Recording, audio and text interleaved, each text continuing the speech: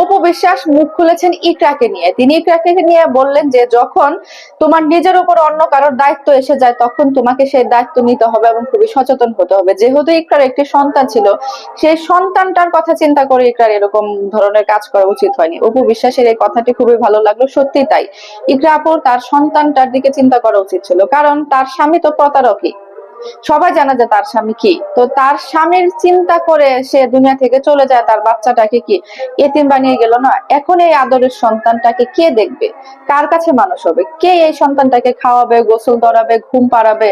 কে তার আবদার গুলো পূরণ করবে? কে অসুস্থ হলে তার চিকিৎসা করবে? কে তাকে ঘুম পাড়াবে? কে তাকে স্কুল থেকে নিয়ে যাবে, নিয়ে আসবে? এগুলো কিন্তু প্রশ্ন থেকেই যায়। কেমন লাগছে এই রিজিকের কথা ভেবে? এই রিজিক নাকি ওই সময় খুব ডাকাডাকি করতেছিল। এগুলো হচ্ছে যে আলভির যে অ্যাসিস্ট্যান্ট আছে, অ্যাসিস্ট্যান্টের ভাষ্য যে রিজিকের ডাকেও সে সাড়া দেয়নি। তো এই কাজটি করে ইকরা আপু একদমই ঠিক করে নাই। মানে এই ধরনের স্টেপ কেউ নেক, সেটা কখনোই কাম্য নয়, সেটা কখনোই চায় না। জীবনটা খুবই অল্প দিনের, আজকে আছে তো কালকে নাই। তো একদিন না একদিন তো আমাদের চলে যেতেই হবে। আমরা তো এমন না যে আমরা সারা জীবন এই পৃথিবীতে রাজত্ব করতে এসেছি, আর এমনও না যে আমাদের সব চাওয়াই পূর্ণ হবে। এমন কি কিছু যে আমরা যা চাই তার সবকিছু আমরা হাতের নাগালে পাবো? এমন তো কিন্তু নয়। অনেক মানুষ আছে যারা হচ্ছে যে মানে খুব স্ট্রাগল করে, খুব কষ্ট করে, হাজবেন্ডের কাছে অনেক প্রতারণার শিকার হয়ে, হাজবেন্ডের পরিবারের কাছে অনেক কষ্ট পেয়ে কিন্তু টিকে আছে, বছরের পর বছর কিন্তু টিকে আছে শুধু ধৈর্য ধরে। আলভি তো ভালো না, এটি সবাই জানে। আলভির কে নিয়ে তাও ইকরাই অনেক আগে থেকে জানতে পেরেছিল যে আলভির স্বভাব চরিত্র। 2022 সালে নাকি আলভির সাথে তিথিকে একসাথে একই রুমে এই ইকরা ধরে, এবং আলভি যেখানে শুটিং করতে যেত সেখান থেকেও কিন্তু ইকরাকে অনেক মানুষ অনেক ধরনের তথ্য দিত।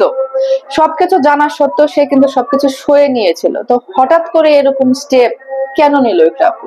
এটি অবশ্য ভুল করেছে যদি সে নিজে থেকে চলে গিয়ে থাকে।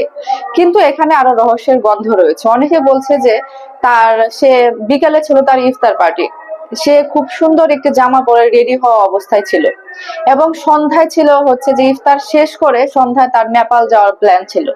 তো এত সুন্দর জামা পরে কেউ কি এই ধরনের কাজ করতে পারে এত সুন্দর একটি সন্তান থাকা অবস্থায়? এটি এখন সকলের মনে প্রশ্ন। এবং তার বাসার সিসিটিভির ফুটেজ নাই, তারপরে তার শাশুড়ি সঙ্গে সঙ্গে তার ছেলে রিজিককে নিয়ে সেখান থেকে নিরুদ্দেশ হয়ে গিয়েছে, এবং শাশুড়িকে বেশ লম্বা সময় খুঁজে পাওয়া যাচ্ছিল না। তো এগুলোর কারণ কি, এগুলোর মানে কি? এগুলোর সব প্রশ্ন উদ্ঘাটন হবে। আমরা শুধু অপেক্ষায় আছি পুলিশের চূড়ান্ত রিপোর্টের আর কি। পুলিশ যখন চূড়ান্ত রিপোর্ট দেবে, ময়নাতদন্ত রিপোর্ট, এবং চূড়ান্ত রিপোর্ট আসলে আমরা বুঝতে পারবো যে ইকরা আপু ঘটনাটা কি।